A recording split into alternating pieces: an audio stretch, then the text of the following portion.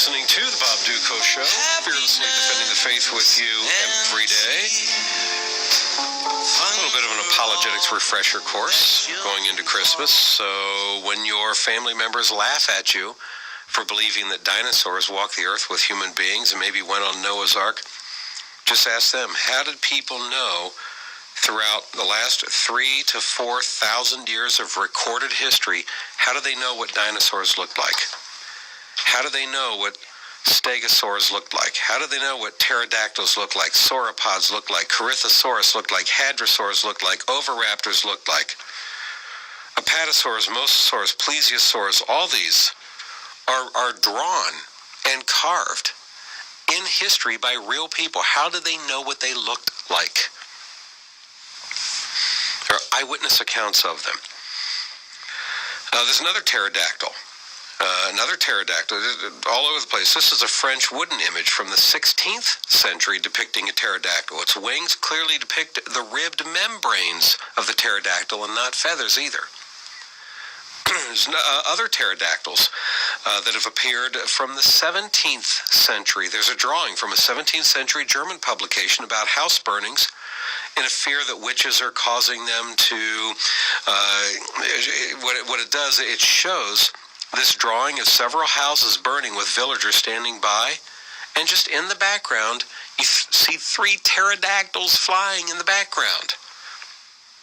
Now, they weren't trying to say, hey, look, let us draw a picture of some specific dinosaur pterodactyls here. No, they were just drawing what they saw flying in the sky as part of their image. How about Brachiosaurus?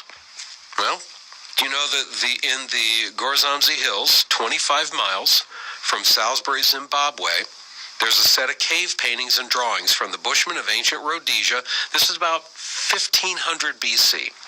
Okay? Here's what they drew.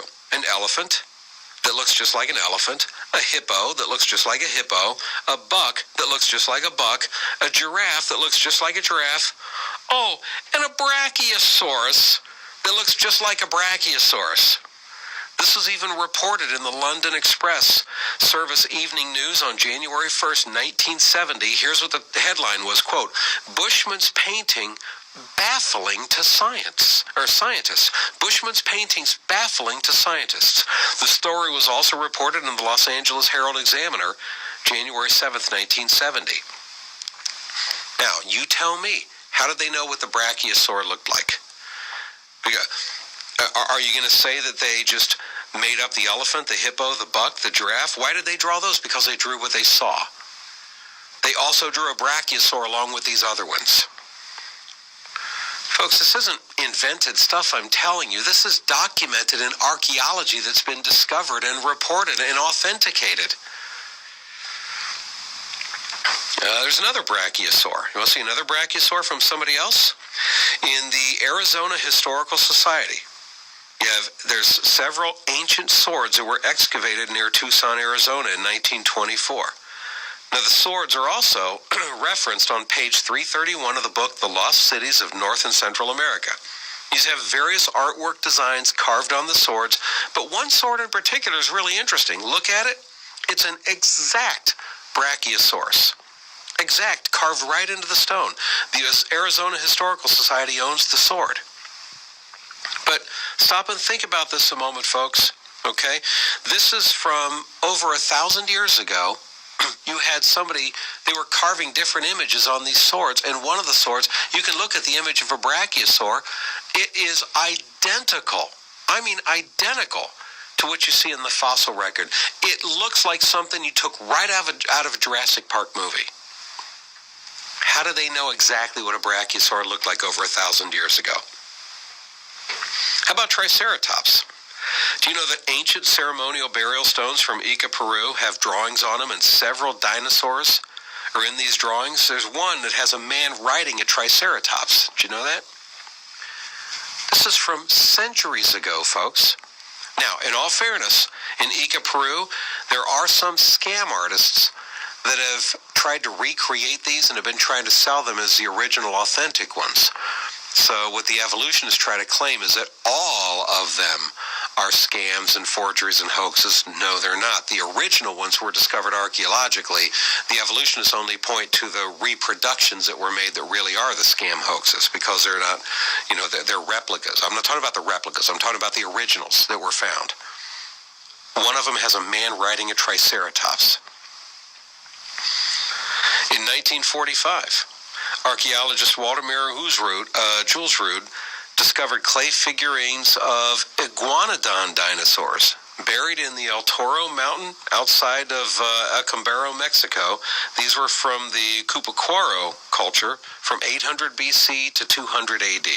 So the question becomes, how 2,500 years ago did people know what iguanodon dinosaurs looked like, carve them into little statues of iguanodon dinosaurs, and they've been discovered archaeologically now? How'd they know what they looked like back then? They saw them. Got another brachiosaur here, a slate palette found from the ancient Egyptian city of Hierakonpolis, depicting several animals. Among them are two brachiosaurs. You can see a picture of this in the book, The Ancient Near East in Pictures, on page 93. Another pterodactyl, you got a museum at the Manitou Springs, Colorado, on display of an ancient foot-long Indian prayer stick with an exact replica of a pterodactyl head on the head of the stick.